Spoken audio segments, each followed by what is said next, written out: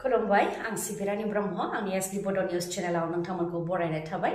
बे चेनेलनि गेजेरजों सानफ्रोमबो सानसेयारि गोनां खौरांफोरखौ फोसावनाय जायो नोंथाङा दासिमबो बे चेनेलखौ साबस्क्राइब खालामनानै लायाखैबा सानफ्रोमबो सानसेयारि खौरांखौ मोननो थाखाय साबस्क्राइब खालामनानै लानो हागोन लोगोसे बेल आइकनखौबो क्लिक खालामनो हागोन जाहाथे खौरां फोसावनाय लोगो लोगोनो नोंथांनाव गिबिसिन खौराङा सौहैयो थुदो बिदिब्ला दिनैनि खौरांखौ जागायजेननोसै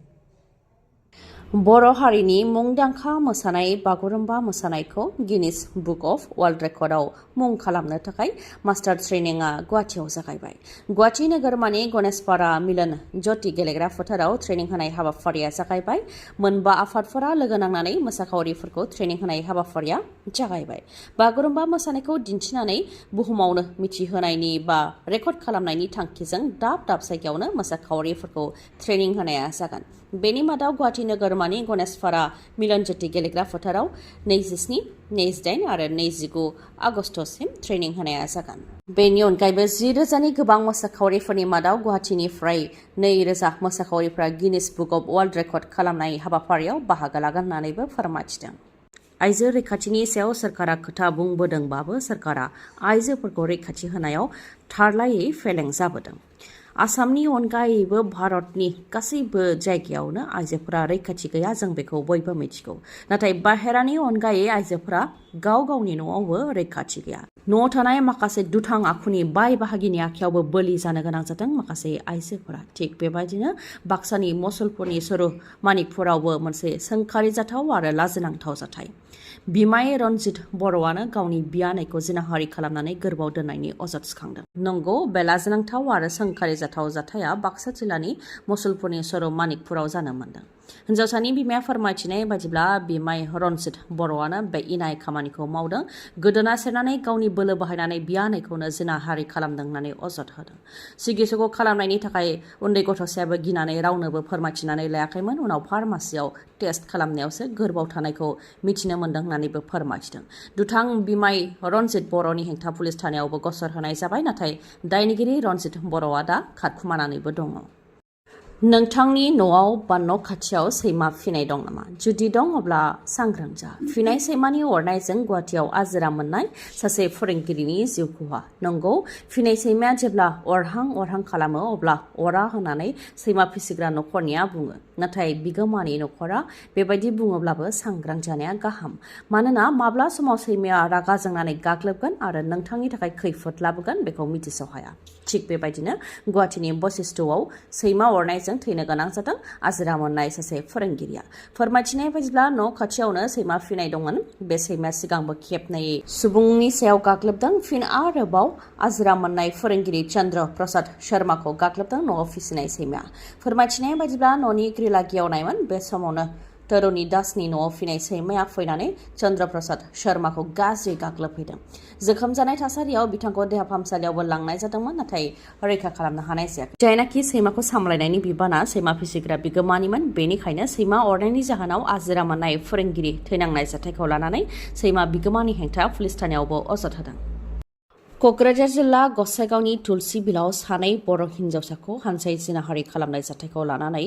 ABSU आरो गुबुन आफादजों लोगोसे बेंगलि युवा छात्र परिषद आरो रायजो राजानि बानजायनायाव गोख्रोङै धरना होनाय हाबाफारि बानजायदों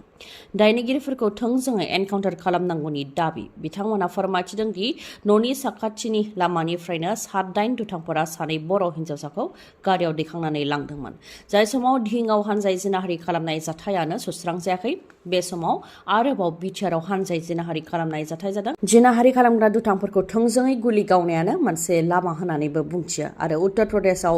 हानजा जिनाहारि खालामग्राफोरखौ जेरै एनकाउन्टार खालामो आसामाव मानो एनकाउन्टार खालामा सिङाव मा राजखान्थि दं होननानैबो सोंथि खालामबावो धरना होग्रा बिथांमोना मानोना दायनिगिरिया एरेस्ट जानानै जोबथेसालियाव थाङो बेनि उनाव जोबथेसालियाव थानानै बिजिरसालियाव थाङो बेनि उनावनो उदां अख्राङाव फैफिनो आइजोफोरखौ रैखाथि होनायनि बेलायाव प्रशासना मानो लोरबां होननानै सोंथि खालामो ABSUनिफ्रायबो मानोना गले गले जिनाहारि खालामनाय जाथायफोरा रायजोआव जागासिनो दङ हमजानाय दुथांफोरखौ जाहाथे फास्ट ट्रेक आयेननि गेजेरजों नायबिजिरो बेनि थाखायबो दाबि दैखांदों ABSUनिफ्राय हमजानाय साथामनि मुङा फारियै जामाल खान शेख आब्दुल्ला आरो नुर आलम बांलादेश हादरनि गाज्रि थासारि राजखान्थियाव गाज्रि थासारि सोमजिनायनि उनाव फिन बे खेबाव मिथिंगानि गाज्रि थासारि बांलादेश हादराव बांलादेशनि प्राइम मिनिस्टार शेख हासिनाया बांलादेश हादरखौ एंगारनानै भारताव खारबोनायनि उनाव बे खेबाव बांलादेशआव दैबानानि गिख्रंथाव महर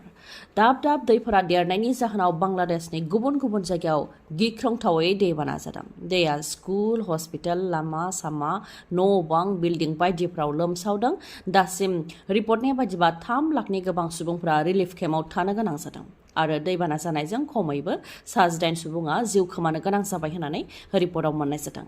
आर्मि एयारफोर्स नेभिया जयैनो खैफोदाव गोग्लैनाय सुबुंफोरखौ रैखा खालामनायनि खामानिखौ मावगासिनो दङ आरो खायफा सुबुंफोरखौ हेलिकप्टारनि मददजोंबो रैखा खालामनायनि हाबाखौ मावदों।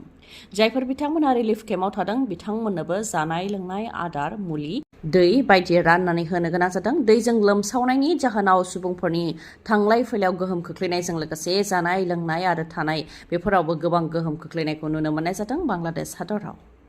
बङाइगावआव गुलि गावनाय जाथाय मोजां मोननायखौ लानानै लाथिख'आव गुलि गावनाय जाथाय जादों बङाइगावआव। प्रसेनजित बेनार्जी मुंनि सुबुङा राहुल मेधिनि न'आव थांनानै गुलि गावहैदों। फोरमायथिनाय बायदिब्ला प्रसेनजित बेनार्जीआ गावनि लोगोफोरखौ लोगोआव लाफानानै राहुल मेधिनि न'आव थांनानै गाग्लोबहैदों। राहुल मेधिखौ गाग्लोबनायजों लोगोसे बिथांनि बिफा आरो बिदानि सायावबो गाग्लोबदों होननानै फोरमायथिदों। उनाव राहुल मेधिनि नखरनि सोद्रोमाफोरा प्रसेनजित बेनार्जीखौ हमनानै लाखिनोबो हादोंमोन, नाथाय उनाव दुथांनि लोगोफोरा फैनानै दुथांखौ रैखा खालामनानै लानानै थांदों होननानै फोरमायथिदों आरो रैखा खालामनानै लानानै थांनाय समाव गारिजों राहुल मेधिनि बिफाखौबो हुख्रेमलांनो नाजादोंमोन होननानैबो अजद होदों। बे जाथायखौ लानानै पुलिस थानायाव अजद होनायनि उनावनो पुलिसा संदानानै दुथांफोरा बाहायनाय गारिजों लोगोसे पिस्तल आरो गरथाम गोथां गुलिखौबो जब्द खालामनो हादों।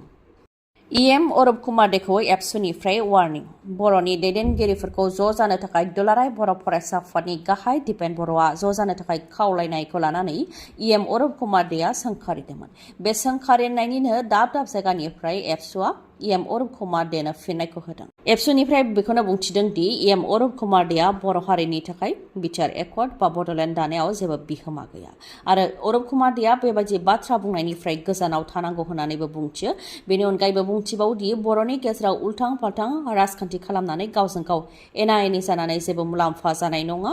गावजों गाव एना एनि जायोब्ला गुबुन सोरबाया हाबफैनानै जोंखौ गादबगोन आरो काउन्सिलाव गुबुन सोरबा फैयोबा जोंनि गांनाय उखैनाय दुखुखौ बुजिनाय नङा। बेखौ साननानैसो दिपेन बर'आ बर'नि दैदेनगिरिफोरखौ ज' जानो थाखाय खावलायदोंमोन होननानैबो बुंथियो। नाथाय दिपेन बर'नि बेबायदि बुंनायखौ इएम अरुप कुमार देआ अपमान खालामदों आरो बेबायदि बुंनायजों गासै बर' रायजो राजाखौनो अपमान खालामनाय जादों होननानै एबसुनिफ्राय बुंथिदोंमोन। फोरमायथिनो गोनांदि इएम अरुप कुमार देआ बुंथिदोंमोन दि बिजेपिआ बबेयाव आरो ओनसोलारि राजखान्थि दोलोफ्रा बबेयाव। सोर मा बुङो बुंबाय थादों, खुगा दं हिसाबै बुंगोन, नाथाय रायजो राजाफ्रासो बिसायख'थियाव बिनि फिननायखौ होगोन होननानै बुंथिदोंमोन। लोगोसेनो बुंथिबावदोंमोन दि सोरबा दैदेनगिरिया ज' जानांगौ होनोब्लानो जाया आरो दैदेनगिरिनि खुगायाव बेबायदि बुंनाया भेलिड नङा। रायजो राजाफ्रासो थांखिखौ लागोन होननानैबो बुंथिदोंमोन इएम अरुप कुमार देआ।